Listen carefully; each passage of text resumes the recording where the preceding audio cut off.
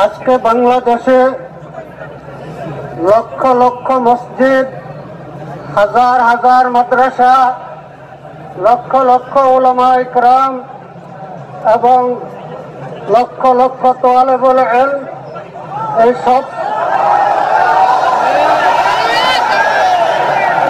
এই সব কিছু উলামা ইকরামের মেহনতের ফসল। আমি উলামা মাশায়েখের খেদমতে আরজ করব, ইস্তাফতে কালবাক।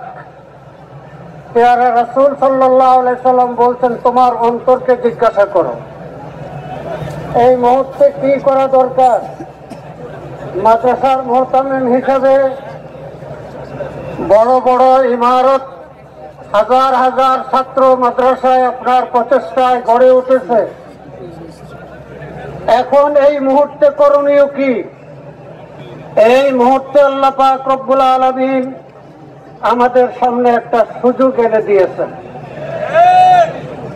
47 সালের পর থেকে এইরকম সুযোগ আমাদের সামনে আর কখনো আসে নাই।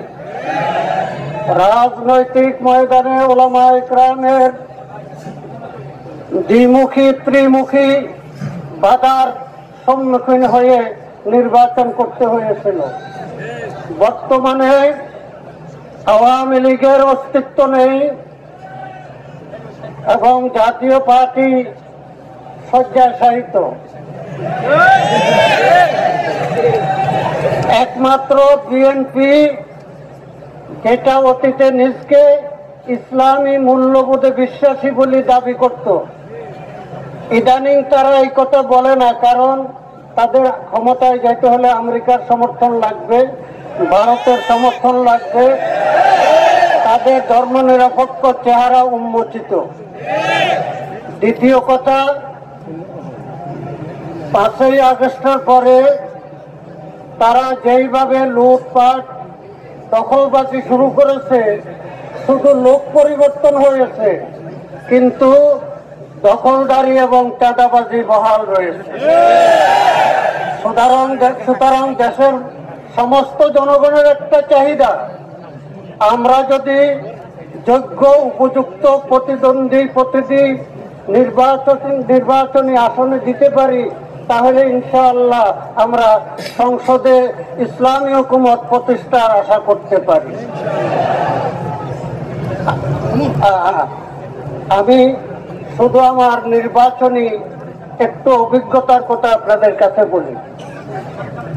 ওয়ালা তাহিনু ওয়ালা তাহজানু ওয়া আনতুমুল আ'লাউনা ইন কুনতুম মুমিনিন। আমি এই পেশিস আওয়ামী লীগ সরকারের আমলে ইউনিয়ন পরিষদের 2টি নির্বাচনে বিজয় অর্জন করেছে। একটি কেন্দ্র তারা দখল করতে পারে নাই, তারা নির্বাচনে আমাকে পরাজিত করতে পারে নাই। উপজেলা পরিষদের নির্বাচনে সবাই আমার বিরোধী ছিল, আমার আপনরাও আমার বিরোধী ছিল, কিন্তু আল্লাহ পাকের মেহেরবানি, জনগণের আস্থা ছিল। আমি আল্লাহ পাকের উপরে ভরসা করে ময়দানে নেমেছি। আশা করি সংসদ নির্বাচনে যাওয়ার জন্য আমার একটা সিঁড়ি বাকি আছে, একটা ধাপ বাকি আছে।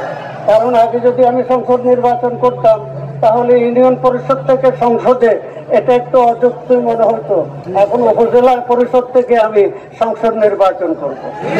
আমার সর্বশেষ কথা, আমি বলেছিলাম যে ইস্তাফতে কালবাক, আমাদের হাক্কানি পীর মাশায়েখ উলামা ইকরাম বুজুর্গানে দ্বীন, আপনাদের খেদমতে আমার আরজ, আপনার শক্তি কতটুকু আছে, আপনার জনসমর্থন কতটুকু আছে, আপনার মায়ালি শক্তি কতটুকু আছে, এটা আল্লাহ পাক জানেন। যদি মনে করেন বর্তমান আপনার নিজের অবস্থানে থেকে জবাবদেহি করতে পারবেন, তাহলে আমার কোনো কথা নাই। কিন্তু আমার মনে হয় বর্তমান এই জেহাদ, নির্বাচনী জেহাদে যদি অংশগ্রহণ না করেন ক্ষমতা থাকা সত্ত্বে, তাহলে এটা ভুল করবেন।